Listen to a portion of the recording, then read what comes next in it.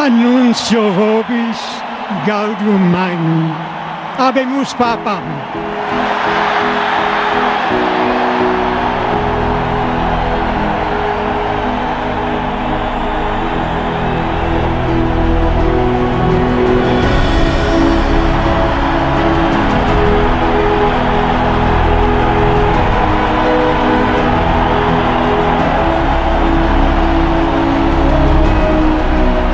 Voi sapete che il dovere del conclave era di dare un vescovo a Roma. Sembra che i miei fratelli cardinali sono andati a prenderlo quasi alla fine del mondo, ma siamo qui.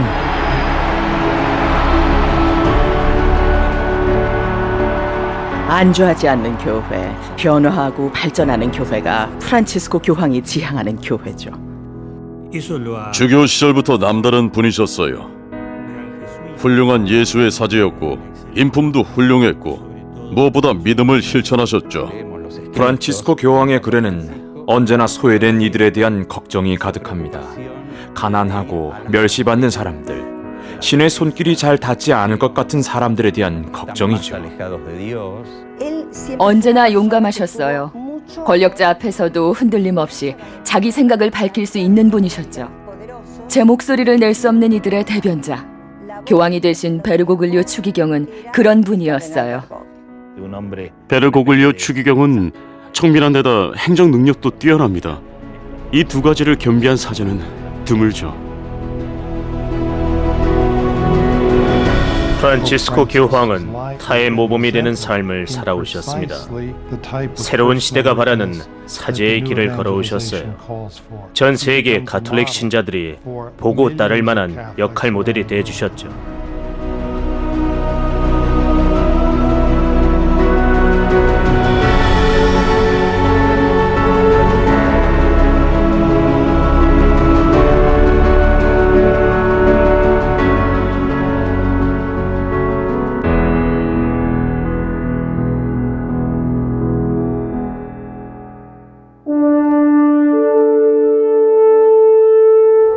아름다운 자연과 다양한 문화를 자랑하는 나라 아르헨티나.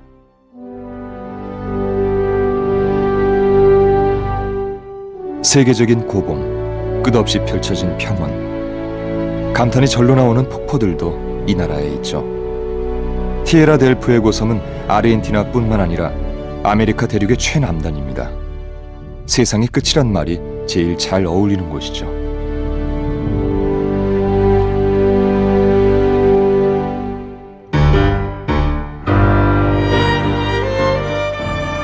아르헨티나의 경제 문화 중심지인 수도 부에노스아이레스.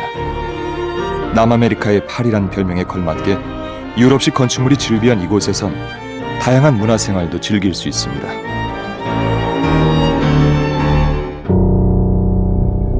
부에노스아이레스는 두 얼굴을 가진 도시이기도 합니다.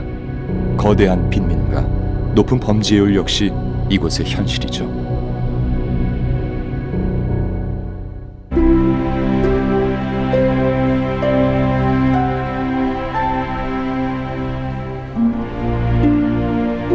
(20세기) 초 아르헨티나는 수백만 명의 이민을 받아들였습니다. 프란치스코 교황의 부모님도 신대륙으로 건너온 이민자였죠. 부친인 마리오 베르고글리오의 고향은 이탈리아 피에몬테 지방이었습니다. 베르고글리오 부부는 부에노스아이레스의 플로레스 구역에 정착했죠. 그리고 5 아이를 낳아 길렀습니다. 호르헤 베르고글리오는 평범한 아이였어요. 눈에 띄는 점이 없는 친구였습니다. 굉장히 예의 바르고 말끔했죠. 공립학교에 다녔고 부모님도 중산층 가정 출신이셨어요. 호르헤 베르고글리오는 탱고도 좋아했습니다. 카를로스 가르델, 아다 팔콘 같은 탱고 가수들의 열렬한 팬이었죠. 소년이 탱고보다 더 좋아한 건 부에노스아이레스의 1부 리그 프로축구팀 산 로렌소 데 알마그로였습니다. 지금도 교황은 이 팀의 열혈 팬이죠.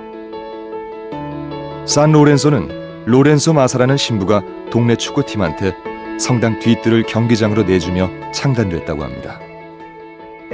그분 동네가 연고지인 팀이었어요. 부친이 경기에 데려가 주시기도 했고요. 부에노스아이레스 토박이 포르테뇨들의 축구 사랑은 유명하죠.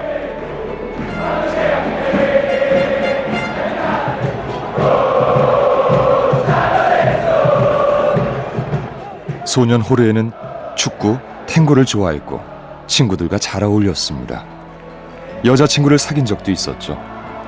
그러던 어느 날 저녁, 소년은 특별한 영적 경험을 합니다. 바로 이곳 사노세 데 플로레스 성당에서였습니다. 하느님이 자기를 부르고 계시다는 느낌이 들었대요. 친구들하고 여행을 갈 예정이었는데 출발 전 성당에 들러서 고해성사를 봐야겠다는 생각이 들었죠. 그래서 성당에 갔는데 그 순간 영적 체험을 한 거예요. 사제로서의 소임을 깨달았죠. 그 일 때문에 친구들과의 여행도 포기합니다. 인생의 전환점이었어요.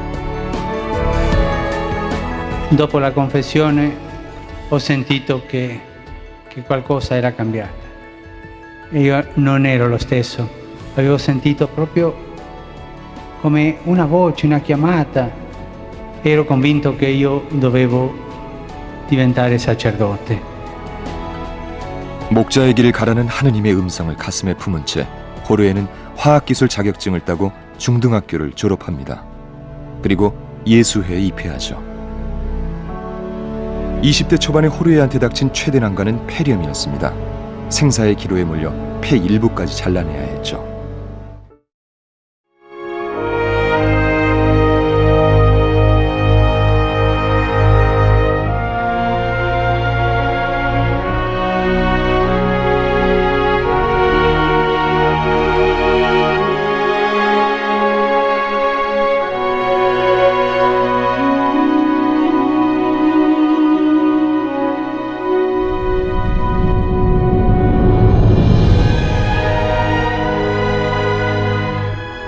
예수의 입회 40여 년 후인 2001년 부에노스아이레스 대교구장이던 호르헤 베르고글리오 주교는 교황 요한 바오로 2세한테 추기경 서임을 받습니다.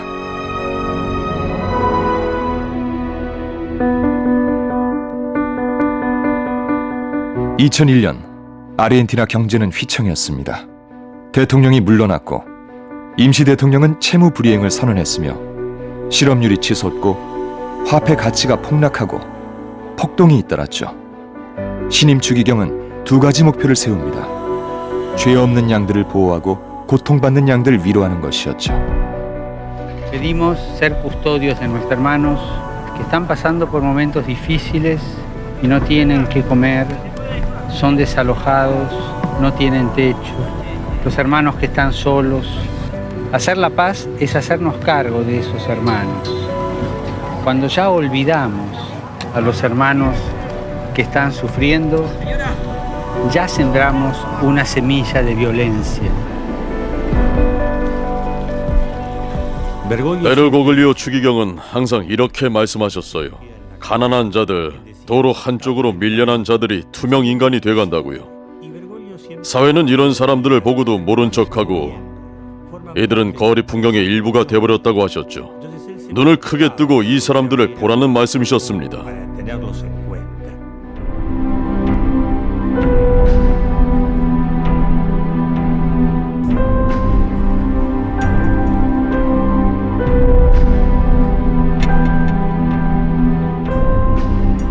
저는 매일같이 여기 앉아 있었어요. 추기경님이 지나가시는 게 보이면 가까이 다가가서 인사를 드렸어요. 얘기를 나누다가 가실 때 그분은 늘 이렇게 말씀하셨죠. 저를 위해 기도를 해주세요. 할렐루야라고요. 한결같은 분이셨습니다.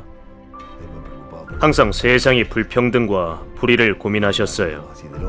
부에노스아이레스 거리를 걸어서 돌아다니셨죠. 어디든 걸어가셨어요. 아는 얼굴도 자주 마주치셨죠. 사람들 만나는 걸 좋아하셨고 시민들도 그분을 보면 얼굴이 밝아졌습니다. 보통 사람처럼 살면서 현실을 배우려고 하셨어요. 기거하시던 동네에 가면 언제나 쉽사리 만날 수도 있었죠. 책상 물림 성직자는 절대로 아니었어요.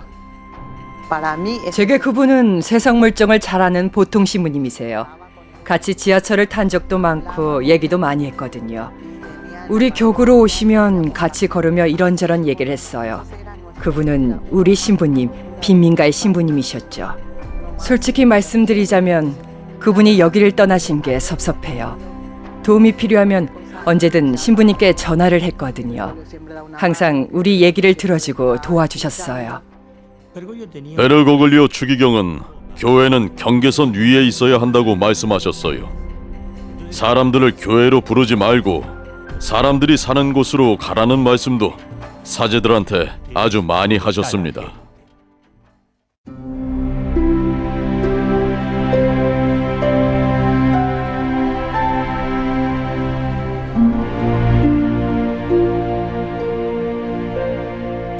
꼬마 호르에를 키워주신 분은 외할머니셨습니다.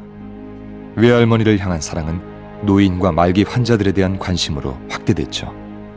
외할머니한테 큰 영향을 받으셨어요. 그래서 노인들을 존경했고 잘 돌봐드리려고 했죠. 사회가 노인들을 팽개치면 안 된다. 노인들한테 관심을 기울여야 한다는 말도 자주 하셨어요. 늘 노인들을 걱정하셨지요. Siempre a los mayores se los trata de tener guardados, porque o molestan, o están achacados, o están enfermos. En la misa yo quisiera decirles que es una injusticia llamar a los mayores clase pasiva.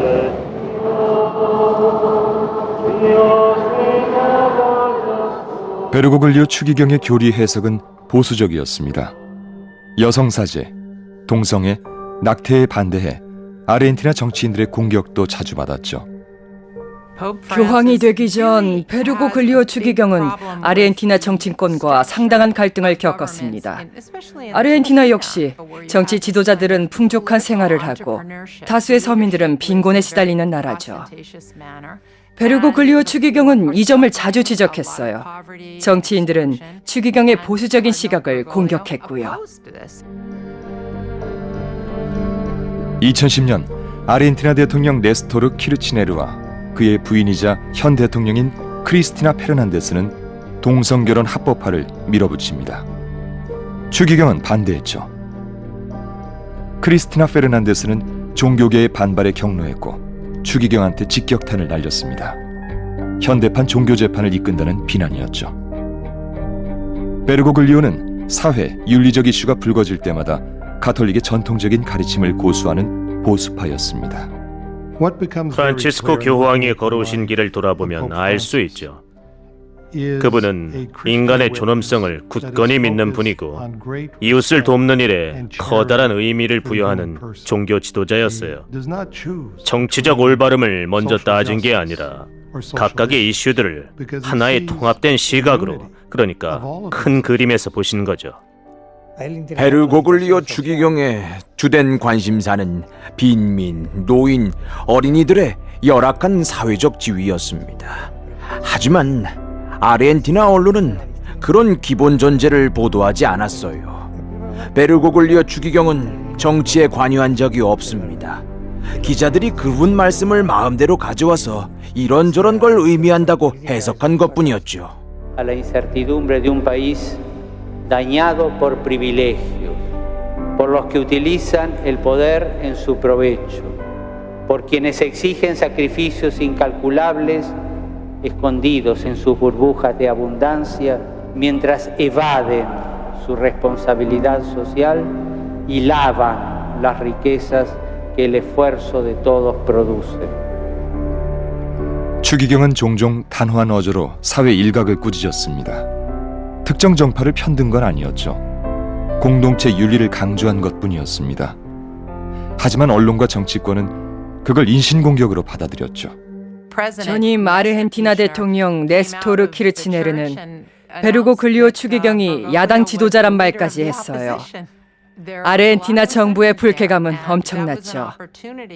언론하고 한통속이 돼서 베르고글리오 추기경이 군사정권 시절 정부에 협력했다는 소문까지 지어냈어요. 좌파 언론인 오라시오 베르비치키의 주장은 더 심했습니다. 1970년대 후반 더러운 전쟁 당시에 예수의 사제 납치 사건을 베르고 글리오가 도왔다는 주장이었죠. 아르헨티나는 오랫동안 좌우 대립을 겪었어요. 좌파는 더러운 전쟁이라는 엄청난 희생을 치르고도 사회주의 정권을 세우는데 실패했죠. 우파는 좌파 집권을 막기 위해 모든 수단을 동원했고요. 베르고 글리오 추기경은 양 진영 중간에 껴버렸죠. 더러운 전쟁 당시 좌파 게릴라 쪽에 힘을 실어주지 않았기 때문에 이후 좌파는 추기경을 향해 분노를 터뜨렸어요. 아르헨티나 현대사인 정치적 격변이 잦았고 시대는 성직자도 피해가지 않았죠. 1973년 4월 22일 베르고 글리오는 종신 서원을 합니다. 그리고 15년이 넘게 아르헨티나 예수회를 대표하는 신부로 신자들을 이끌었죠. 후안 페론의 재집권을 지켜보며 정치와 권력의 속성을 깨닫기도 했습니다. 종신 서원을 한 1973년 베르고 글리오는 아르헨티나 예수회 관구장이 됩니다. 36이란 나이에 아르헨티나 예수회를 이끌게 된 거죠. 젊은 관구장 앞엔 수많은 난관이 도사리고 있었습니다.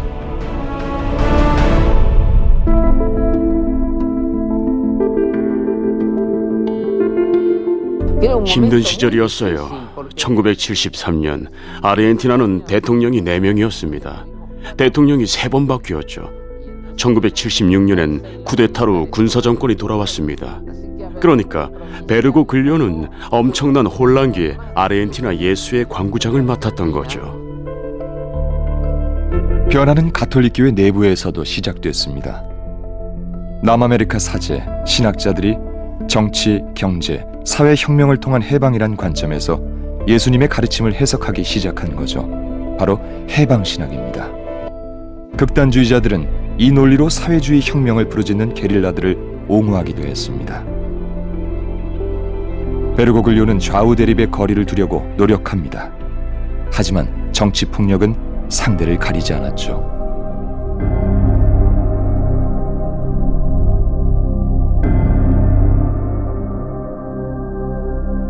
비델라 장군이 이끈 군사정부는 마르크스주의 게릴라와 노동조합을 적으로 규정했고 무자비한 정적 탄압을 시작합니다. 70년대 말까지 계속된 더러운 전쟁은 최소 10,000명, 최대 30,000명의 목숨을 앗아갔죠. 예수의 신부 2명도 납치당했습니다. 좌파는 베르고 글리오가 이들을 구하려는 노력을 하지 않았다며 비난을 퍼부었죠. 그분이 아르헨티나 예수의 관구장이 된 뒤에 세운 규칙 같은 건 생각해 보지도 않고 비난을 퍼붓더군요. 안전을 보장할 수 없는 곳이었기 때문에 거기 있으면 안 된다고 경고했지만 그 사제들은 지시를 듣지 않고 그곳에서 나오지 않았죠. 결국엔 예수회를 나가겠다는 결심까지 했어요. 예수회를 떠나서 사목 활동과 정치적 활동을 계속하기로 한 겁니다. 그리고 얼마 후에 아르헨티나 군사 정권은 2 사제를 납치하고 구금했어요. 감옥에 갇힌 2 사제는 아주 모진 고문을 당했습니다. 베르고 글리오는 비델라 장군의 군종 사제한테 병가를 내라고 한 다음 직접 독재자를 만나러 갔어요. 직접 만나서 2 사제 석방을 요청하겠다는 생각이었죠. 납치당한 신부 중 한 명인 프란치스코 할릭스는 예수회 측의 주장을 부인했습니다. 베르고 글리오 신부한테 파문당한 적이 없다는 말이었죠.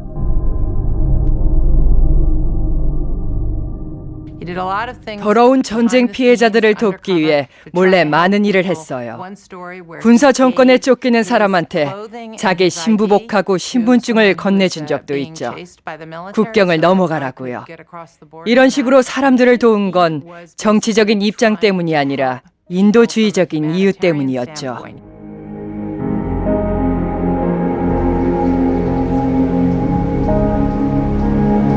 아르헨티나 예수회 관구장에서 물러난 뒤 베르고 글리오는 산미겔 철학신학대학 학장이 됩니다. 그리고 미래의 교황에 걸맞은 자질과 리더십을 보여줬죠. 가톨릭의 가르침 중에서 그분이 제일 중시하신 게 자비였어요. 보통 사람 같으면 평생을 담아둘 일도 선뜻 용서하셨죠. 영적인 분이셨고 기도를 많이 하셨습니다. 당시 저희는 6시 반이나 7시쯤 일어나서 아침 미사에 갔는데 베르고 글리오 신부님은 아침 기도를 올리고 수사들의 침대보, 수건을 세탁해놓고 미사에 오셨어요. 세탁을 마치고 빨래를 넣으실 때쯤 저희가 잠에서 깬 거죠. 한 번은 피정에 들어 영성을 수련하던 중에 베르고 글리오 신부님의 부름을 받았어요. 집에서 쫓겨난 여신도가 아이 넷을 데리고 문 밖에 와 계세요. 그 사람들 집부터 구해주고 기도를 올리세요 하시더군요. 저희는 신부님 지시를 따랐죠. 도와줘야 할 사람이 있으면 그분은 직접 나서셨어요. 누구를 어떻게 도와야 하는지도 잘 아셨죠.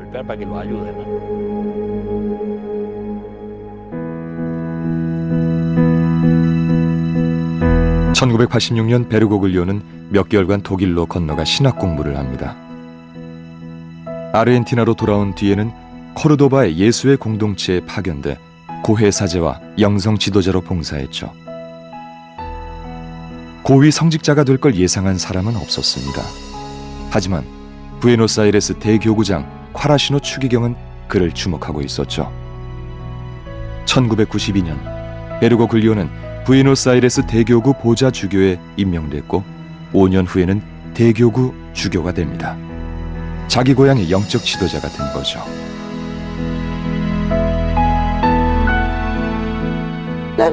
부에노스아이레스 대교구 주교에 임명되자 커다란 주교 관저가 따라왔어요. 아주 근사한 주택이었죠. 집안을 둘러보니 담요, 저장식품 같은 게 가득 있었고요. 그걸 보고 베르고 글리오 신부가 어떻게 했는지 아세요? 주교 관저의 담요, 저장식품을 몽땅 챙겨서 거리로 나간 다음 가난한 사람들한테 나눠주셨어요.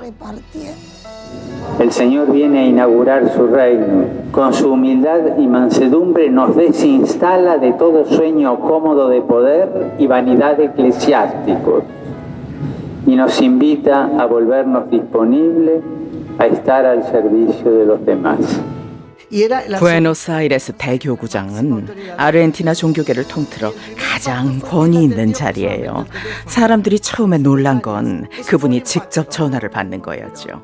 다른 나라 사제들은 저한테 비서가 아니고 진짜 그분인 게 확실합니까? 이렇게 묻더라고요. 부에노스아이레스 거리에서 그분을 마주치는 건 일상적인 일이었어요. 전 지하철에서도 몇 번 그분을 만났고 같이 얘기도 나눴습니다. 대교구장이 된 뒤에도 그분한테는 자가용이 없었죠. 택시나 자동차로 태워드린다고 해도 한사코 거절하셨습니다. 대중교통을 이용하면 사람들을 쉽게 만날 수 있고 그분들의 사정을 이해하는 것도 훨씬 쉬워집니다 라고 하시더군요.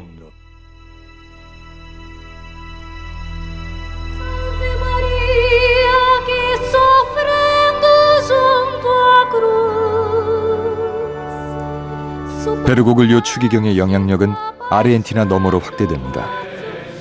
교황 베네딕토 16세의 브라질 방문 당시 라틴 아메리카 가톨릭 역사상 가장 중요한 문서 중 하나를 쓴 사람도 베르고 글리오였죠. 2007년 브라질의 성지 아파레시다에서 라틴 아메리카 주교회의가 열렸을 때 저도 베르고 글리오 추기경을 뵀습니다. 그분의 강론도 들었는데 아주 심오하고 인상적인 말씀이셨어요. 그런 분은 정말 드물죠. 그분은 심오한 생각을 간단한 말로 친숙한 예를 들어 설명할 줄 아는 분입니다. 개인적인 경험도 거리낌 없이 밝히며 큰 감동을 주시죠. 부에노스아이레스에서 보여준 행동들은 강론보다 더 감동적이었죠. 그분한테 부에노스아이레스의 중심은 대통령궁이 있는 5월 광장이 아닙니다. 그분한테는 도심 변두리의 빈민가가 부에노스아이레스의 중심이죠. 추기경 시절에도 그분은 주변부로 밀려난 이들을 먼저 생각하셨어요. 빈민가 사람들을 물심양면으로 도와주신 것뿐만 아니라 부에노스아이레스 시민들이 빈민가 사람들을 보는 눈까지 바꿔놓으셨죠. 직접 여쭤봤어요. 왜 빈민가에서 미사를 집전하시냐? 빈민가엔 왜 오셨냐고요. 가난한 사람들하고 있는 게 좋습니다. 진실한 마음을 내어주시니까요 하시더군요. 베르고글리오는 빈민가에 여러 사제를 파견했습니다. 디파울라 신부는 비아 21로 갔죠. 택시기사도 경찰관도 들어가지 않으려는 곳이었습니다. 마약상들은 살해 위협부터 해왔죠. 솔직히 말씀드렸습니다. 마약상들이 저를 죽이겠다고 위협하는데 분위기가 심상치 않습니다라고요. 그분은 양손으로 머리를 감싸쥐고 고민을 하셨어요. 그리고는 자리에 앉아서 제게 이렇게 말씀하셨죠. 무슨 일이 터질 거면 신부님 말고 제게 터지라고 기도드릴게요. 베르고글리오 추기경은 디파울라 신부가 받은 살해 위협을 언론에 알리고 관심을 호소합니다. 여론의 지지 덕분에 디파울라 신부는 목숨을 건졌죠. 물론 이후에도 힘든 시기는 있었지만 외롭진 않았습니다. 혼자가 아니란 걸 알았으니까요. 친구들, 빈민가 주민들, 일반 시민들이 저희 우군이 돼주셨죠.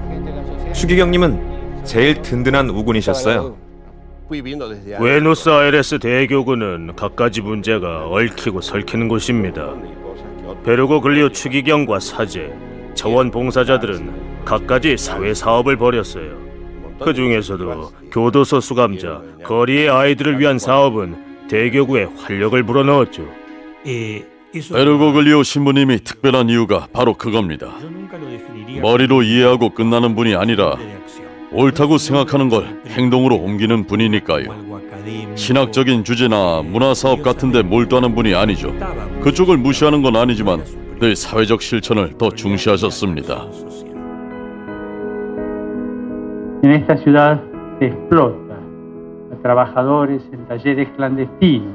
En esta ciudad se rapta a las mujeres y a las chicas. Y se las somete al uso y al abuso de su cuerpo. Se las destruye en su dignidad. No gastemos nuestra ternura en cuidar y atender mascotas, dejando de lado el hambre de los chicos. Todos tenemos que luchar por nuestros valores y por defender el hogar, por defender la vida, por defender los valores cristianos, defender nuestros chicos, por defender a los chicos que están por venir, por defender a nuestros ancianos, por defender a nuestros enfermos. Hoy he venido acá para dar un signo de que tenemos que luchar para defender y acompañar a nuestros enfermos. 교황님 성품 중에서 뭐가 제일 훌륭하냐고 물은 분이 있었는데요. 저는 타인에 대한 관심이라고 생각해요. 남의 처지를 이해하고 남의 말에 귀를 기울이는 능력이죠. 많이 알려지지는 않았지만 그분은 교도소, 병원, 양로원을 자주 방문하셨어요. 고통받는 사람들을 자주 만나러 가셨죠.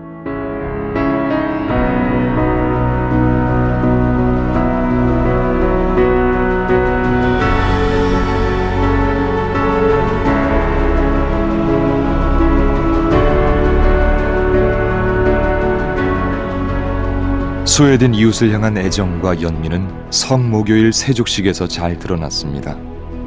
추기경은 가장 고통받는 이들의 발을 씻어주고 입을 맞췄죠.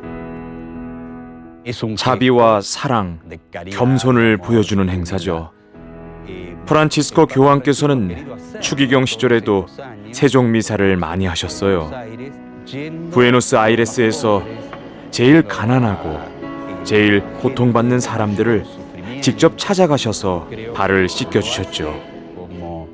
예수님의 본을 따르고 싶어서 세족식을 그렇게 많이 하셨던 것 같습니다.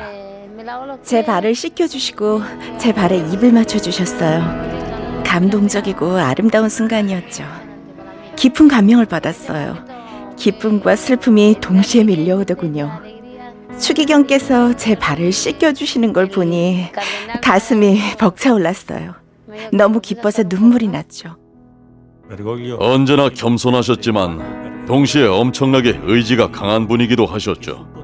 각양각색인 사람들하고 친분을 유지하는 법도 잘 아셨으니까요. 누구하고나 친하게 지내셨죠. 기억력도 정말 좋으세요. 수첩을 펴보면 엄청나게 많은 연락처가 있을 겁니다.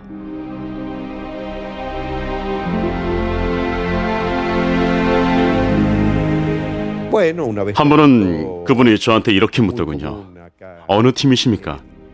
아르헨티나인, 특히 부에노스아이레스 사람한테는 아주 기본적인 질문이었어요. 어느 축구팀을 좋아하냐는 뜻이죠. 그분이 산 로렌소의 열혈 팬인 건 다들 아실 겁니다. 전 리버플라테 팬이에요.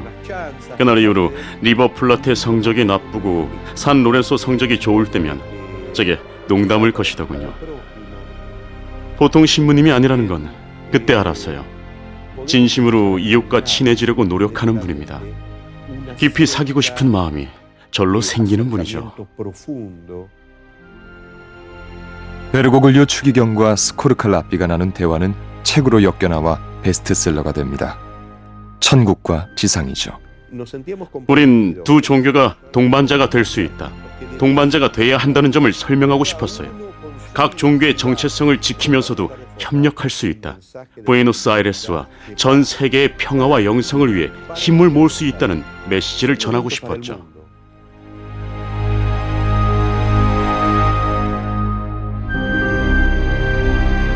Renunziare iter da die 28 febbraio bis millesimo 13 hora 20 sedes Rome sede Sancti Petri vacet et conclave ad elicendum novum sum pontificem episcopus competit convocandum esse.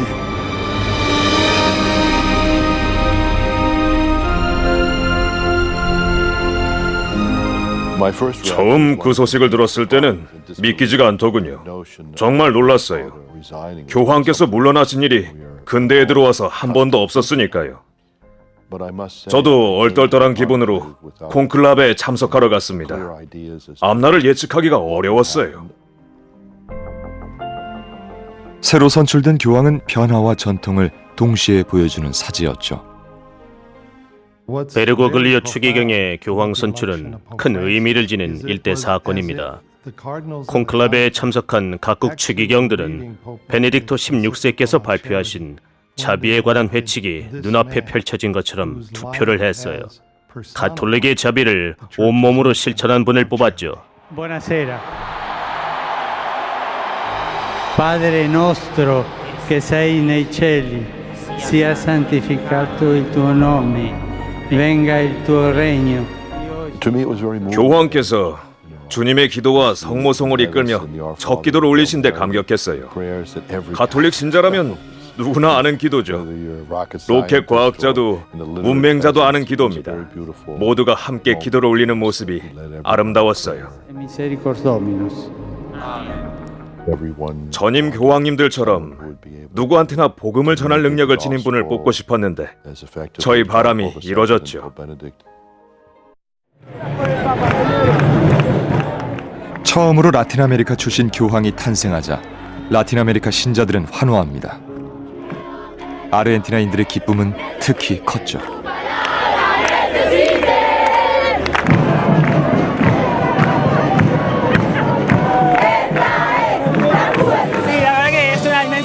Que tengamos un papa argentino, un papa latinoamericano, el primero en la historia.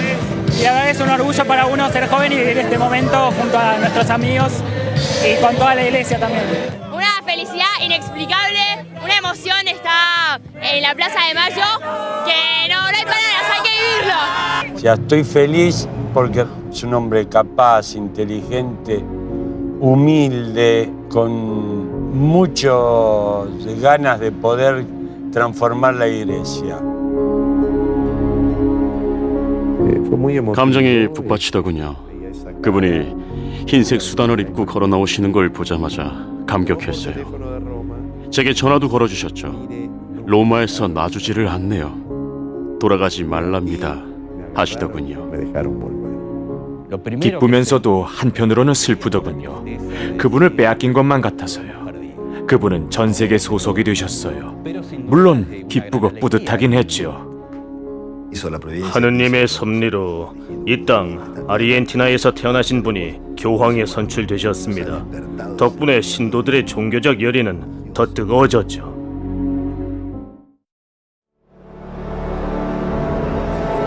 프란치스코 교황이 즉위 후 처음 만난 국가 정상은 아르헨티나 대통령 크리스티나 페르난데스. 교황을 정적 취급했던 정치인이었죠. 정말 겸손한 분이죠. 강론을 실천하는 분이기도 하고요. 용서하고 용서하십시오. 용서하고 잊으십시오 라고 하신 강론은 아르헨티나 대통령과의 만남으로 본보기를 보여주셨죠. 대통령한테 14번 면담을 요청했다가 매번 거절당한 분이셨어요.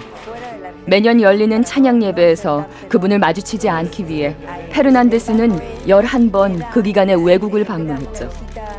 그런데도 형식적인 인사를 교환한 게 아니라 점심을 같이 들며 2시간이나 비공개 환담을 해주셨어요. 프란치스코 교황의 선출 소식은 빈민촌에도 큰 기쁨을 줬습니다. 훌쩍훌쩍 뛰면서 눈물을 흘렸어요. 온몸이 짜릿했어요. 정말 기분이 좋았죠. 정말 기뻤어요. 그 소식을 듣자마자 든 생각은 이거였어요. 세상에 내 발을 씻겨주신 베르고글리오 신부님이 교황이 되셨어.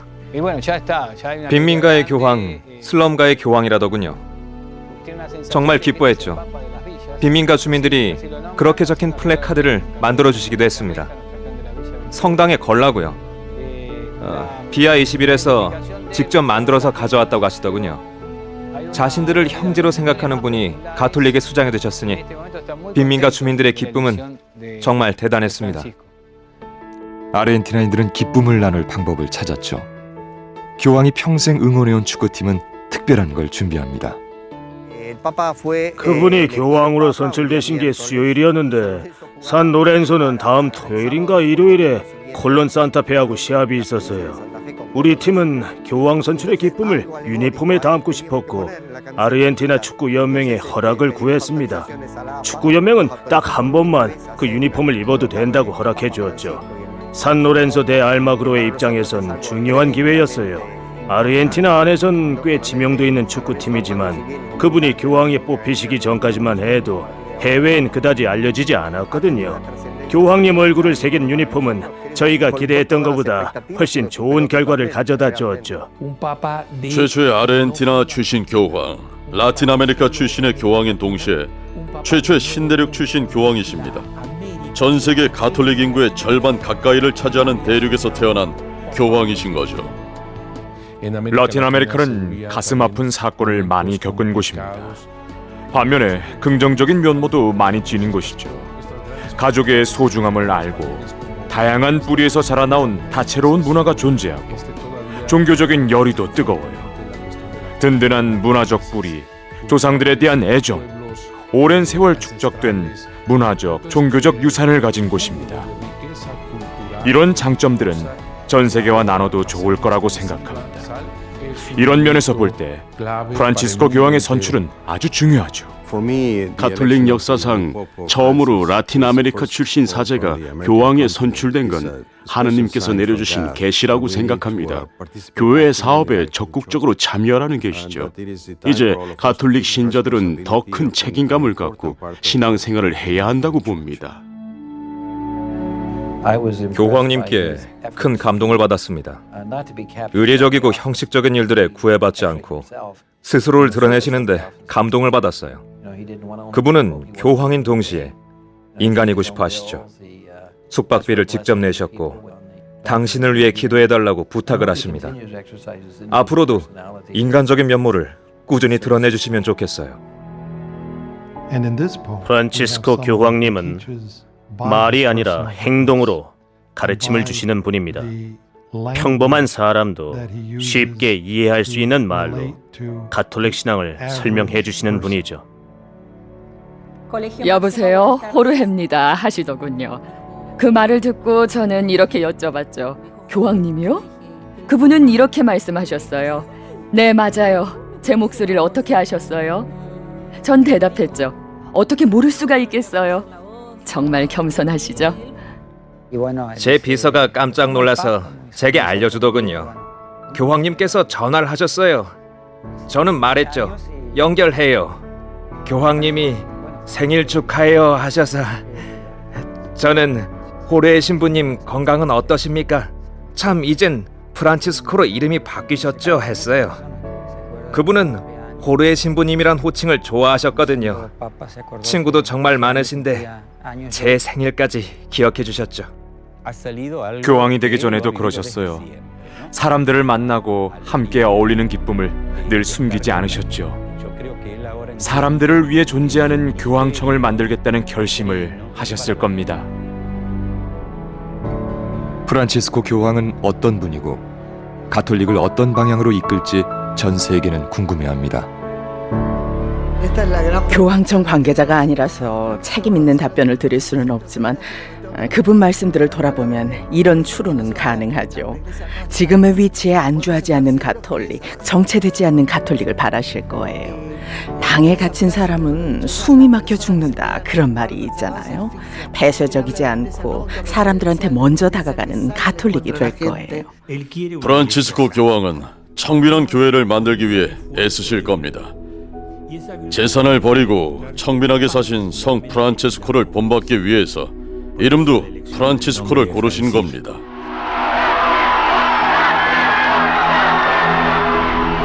교황의 첫 해외 방문지는 브라질의 리우데자네이루, 세계 청년 대회에 참석하기 위해서였죠.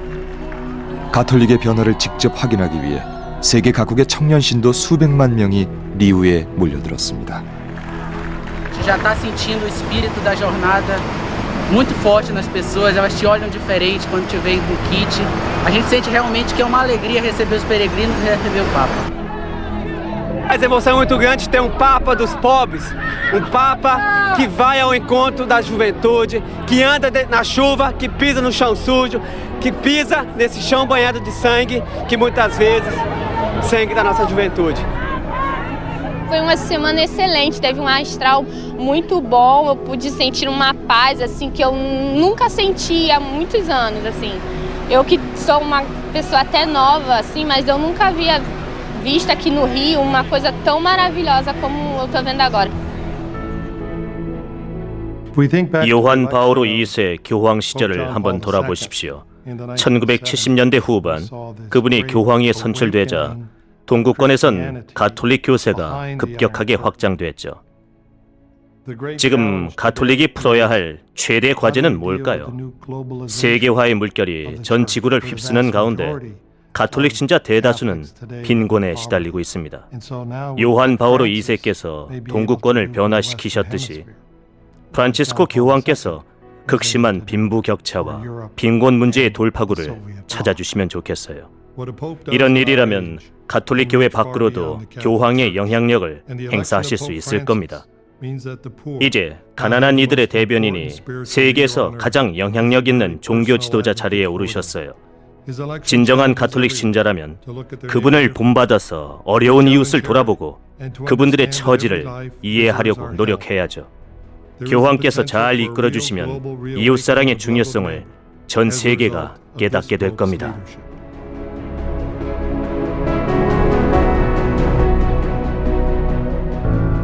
Non dimentichiamo mai che il vero potere è il servizio e che anche il Papa, per esercitare il potere, deve entrare sempre più in quel servizio che ha il suo vertice luminoso sulla croce. Deve guardare al servizio umile, concreto, ricco di fede di San Giuseppe e come lui aprire le braccia per custodire tutto il popolo di Dio e accogliere con affetto e tenerezza la intera umanità, specie i più poveri, i più deboli, i più piccoli, quelle che Matteo descrive nel giudizio finale sulla carità. Chi ha fame, sete, chi è straniero, nudo, malato, in carcere. Solo qui serve con amore sa custodire.